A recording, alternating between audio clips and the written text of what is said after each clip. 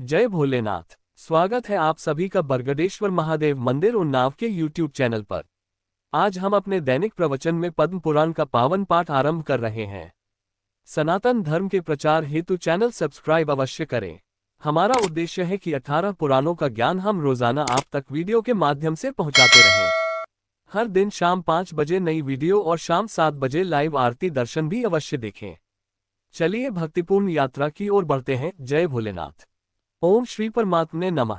संक्षिप्त पद्म पुराण उत्तरखंड आश्विन मास की इंदिरा और पापांकुशा एकादशी का महात्म्य। अध्याय 171। युधिष्ठिर ने पूछा, मधुसूदन, कृपा करके मुझे ये बताइए कि आश्विन के कृष्ण पक्ष में कौन सी एकादशी होती है। भगवान श्री कृष्ण बोले, राजन, आश्विन कृष्ण पक्ष में इंदिरा नाम की एकादशी होती है। उसके व्रत के प्रभाव से बड़े बड़े पापों का नाश हो जाता है। नीच योनि में पड़े हुए पितरों को भी यह एकादशी सद्गति देने वाली है। राजन, पूर्व काल की बात है, सत्यायुग में इंद्रसेन नाम से विख्यात राजकुमार थे, जो अब महिष्मतिपुरी के राजा होकर धर्मपूर्वक प्रजा का पालन करते थे। उनका यश सब ओर फैल चुका था। राजा इंद्रसेन भगवान विष्णु की भक्ति में तत्पर हो गोविंद के मोक्षदायक नामों का जप करते हुए समय व्यतीत करते थे और विधिपूर्वक अध्यात्म तत्व के चिंतन में संलग्न रहते थे। एक दिन राजा राजसभा में सुखपूर्वक बैठे हुए थे, इतने ही में देवर्षि नारद आकाश से उतरकर वहां आ पहुंचे। उन्हें आया देख राजा हाथ जोड़कर खड़े हो गए और विधिपूर्वक पूजन करके उन्हें आसन पर बिठाया। इसके बाद वे इस प्रकार बोले, मुनिश्रेष्ठ, आपकी कृपा से मेरी सर्वथा कुशल है। आज आपके दर्शन से मेरी संपूर्ण यज्ञ क्रियाएं सफल हो गईं। देवर्षि, अपने आगमन का कारण बताकर मुझ पर कृपा करें। नारद जी ने कहा, नृपश्रेष्ठ, सुनो मेरी बात, तुम्हें आश्चर्य में डालने वाली है। मैं ब्रह्मलोक से यमलोक में आया था, वहां एक श्रेष्ठ आसन पर बैठा और यमराज ने मेरी भक्तिपूर्वक पूजा की। उस समय यमराज की सभा में मैंने तुम्हारे पिता को भी देखा था। वे व्रतभंग के दोष से वहां आए थे। राजन, उन्होंने तुमसे कहने के लिए एक संदेश दिया है, उसे सुनो। उन्होंने कहा है, बेटा, मुझे इंदिरा के व्रत का पुण्य देकर स्वर्ग में भेजो। उनका ये संदेश लेकर मैं तुम्हारे पास आया हूँ। राजन, अपने पिता को स्वर्गलोक की प्राप्ति कराने के लिए इंदिरा का व्रत करो। राजा ने पूछा, भगवान, कृपा करके इंदिरा का व्रत बताइए। किस पक्ष में, किस तिथि को और किस विधि से उसका व्रत करना चाहिए।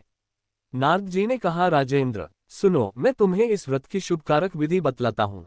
आश्विन मास के कृष्ण पक्ष में दशमी के उत्तम दिन को श्रद्धायुक्त चित्त से प्रातःकाल स्नान करे। फिर मध्याह्न काल में स्नान करके एकाग्रचित हो एक समय भोजन करे तथा रात्रि में भूमि पर सोए। रात्रि के अंत में निर्मल प्रभात होने पर एकादशी के दिन दातुन करके मुंह धोए। इसके बाद भक्तिभाव से निम्नांकित मंत्र पढ़ते हुए उपवास का नियम ग्रहण करे। अद्य स्थित्वा निराहारः सर्वभोग विवर्जितः श्वो भोक्षे पुंडरीकाक्ष शरणं मे भवाच्युत। कमलनयन भगवान नारायण, आज मैं सब भोगों से अलग हो निराहार रहकर कल भोजन करूंगा। अच्युत, आप मुझे शरण दें। इस प्रकार नियम करके मध्याह्न काल में पितरों की प्रसन्नता के लिए शालग्राम शिला के सम्मुख विधिपूर्वक श्राद्ध करे तथा दक्षिणा से ब्राह्मणों का सत्कार करके उन्हें भोजन करावे। पितरों को दिए हुए अन्न में पिंड को सूंघकर विद्वान पुरुष गाय को खिला दे। फिर धूप और गंध आदि से भगवान ऋषिकेश का पूजन करके रात्रि में उनके समीप जागरण करे। तत्पश्चात सबेरा होने पर द्वादशी के दिन पुनः भक्तिपूर्वक श्रीहरि की पूजा करे। उसके बाद ब्राह्मणों को भोजन कराकर भाईबंध, नाती और पुत्र आदि के साथ स्वयं मौन होकर भोजन करे। राजन, इस विधि से आलस्यरहित होकर तुम इंदिरा का व्रत करो। इससे तुम्हारे पितर भगवान विष्णु के वैकुंठ धाम में चले जाएंगे। भगवान श्री कृष्ण कहते हैं, राजन, राजा इंद्रसेन से ऐसा कहकर देवर्षि नारद अंतर्धान हो गए। राजा ने उनकी बताई हुई विधि से अंतःपुर की रानियों, पुत्रों और भृत्यों सहित उस उत्तम व्रत का अनुष्ठान किया। कुंती नंदन, व्रत पूर्ण होने पर आकाश से फूलों की वर्षा होने लगी। इंद्रसेन के पिता गरुड़ पर आरूढ़ होकर श्री विष्णु धाम को चले गए और राजर्षि इंद्रसेन भी कंटक राज्य का उपभोग करके अपने पुत्र को राज्य पर बिठाकर स्वयं स्वर्गलोक को गए। इस प्रकार मैंने तुम्हारे सामने इंदिरा व्रत के महात्म्य का वर्णन किया है। इसको पढ़ने और सुनने से मनुष्य सब पापों से मुक्त हो जाता है।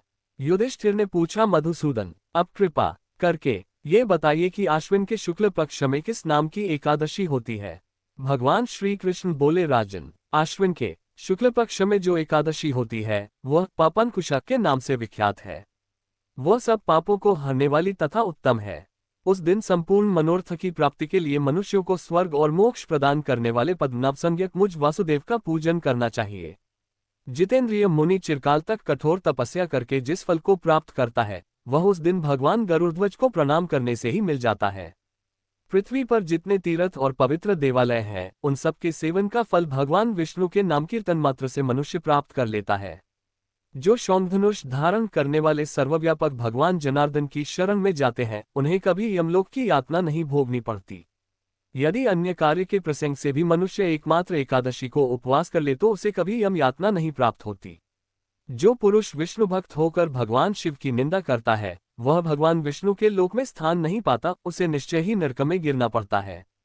इसी प्रकार यदि कोई शैव या पाशुपत होकर भगवान विष्णु की निंदा करता है तो वह घोर रौरव नरक में डालकर तब तक पकाया जाता है जब तक कि 14 इंद्रों की आयु पूरी नहीं हो जाती।